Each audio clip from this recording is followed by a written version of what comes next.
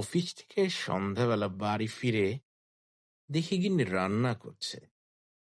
রান্নাঘর থেকে বাসনের আওয়াজ আসছে। আমি চুপি চুপি ঘরে ঢুকে পড়লাম। কালো রঙের আলমারি থেকে বোতল বার করলাম। নেতাজি ফটো ফ্রেম থেকে আমাকে দেখছেন, কিন্তু এখন পর্যন্ত কেউ কিচ্ছুটি টের পায়নি, কারণ আমি কোনো রিস্ক নেই না। সিঙ্কের ওপরের তাক থেকে গ্লাস বার করলাম আর টপ করে এক পেগ গিলে ফেললাম। গ্লাস ধুয়ে ফের তাকের উপর রেখে দিলাম। হ্যাঁ, বোতলটাও আলমারিতে রেখে দিলাম। নেতাজি মুচকি হাসলেন। রান্নাঘরে উকি দিলাম, গিন্নি দেখি আলু কাটছে। কেউ কিছু টের পায়নি, কারণ কারণ আমি কোনো রিস্ক নেই না। গিন্নিকে জিজ্ঞেস করলাম, সমীরের মেয়ের বিয়ের কিছু হলো? গিন্নি, না, মেয়েটার ভাগ্যটাই খারাপ, এখনো পাত্র দেখছে। আমি আবার ঘরে গেলাম। আলমারি খুলতে গিয়ে এবার একটু শব্দ হলো।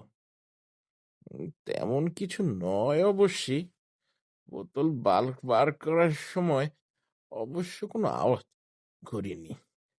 সিঙ্কের উপরে তাক থেকে গ্লাস নিয়ে চট করে দুপুত মেরে দিলাম। বোতল ধুয়ে সাবধানে সিঙ্কের মধ্যে রেখে দিলাম, আর গ্লাসটা আলমারিতে।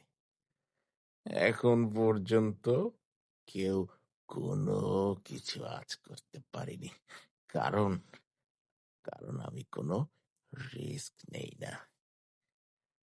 বাইরে এসে গিন্নিকে, যাই হোক, সমীরের মেয়ের বয়সই বা কি?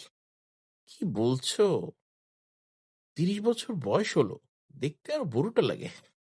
আমি ভুলিয়ে গিয়েছিলাম সমীরের মেয়ের বয়স 30। তা ঠিক। সুযোগ বুঝে ফের আলমারি থেকে আলু বের করলাম। আলমারিটা আবার জায়গা বদলে ফেললো কি করে রে বাবা! তাক থেকে বোতল বার করে সিঙ্কের সঙ্গে মিশিয়ে চট করে আর এক প্যাক পেটে চালান করলাম। নেতাজি দেখি জোরে জোরে আসছে। তাক আলুতে রেখে নেতাজির ছবি খুব ভালো করে ধুয়ে আলমারিতে রেখে দিলাম। গিন্নি কি করছে দেখি। হ্যাঁ, ও গ্যাসের উপর সিঙ্ক চড়াচ্ছে, কিন্তু এখনো এখনো পর্যন্ত কেউ কিছু টের পায়নি, কারণ আমি তো কোনো রিস্ক নেই না। আমি গিন্নিকে বললাম, তুমি সমীরকে বুড়ো বললে? গিন্নি বলল, বক বক করো না তো, বাইরে গিয়ে চুপ করে বসো, এখন তুমি কথা বলবে না।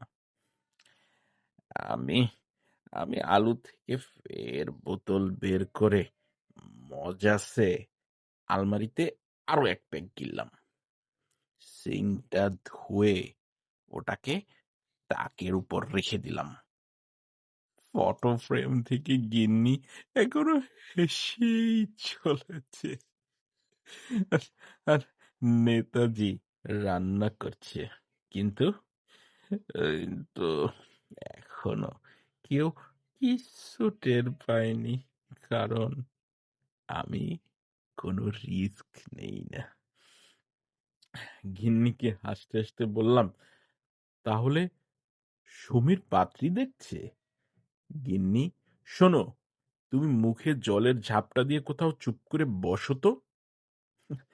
আমি রান্নাঘরে গিয়ে চুপচাপ তাকের উপর বসলাম, কিন্তু এখন অবধি সমীর কিচ্ছু টের পায়নি, কারণ নেতাজি কোনো রিস্ক নেন না।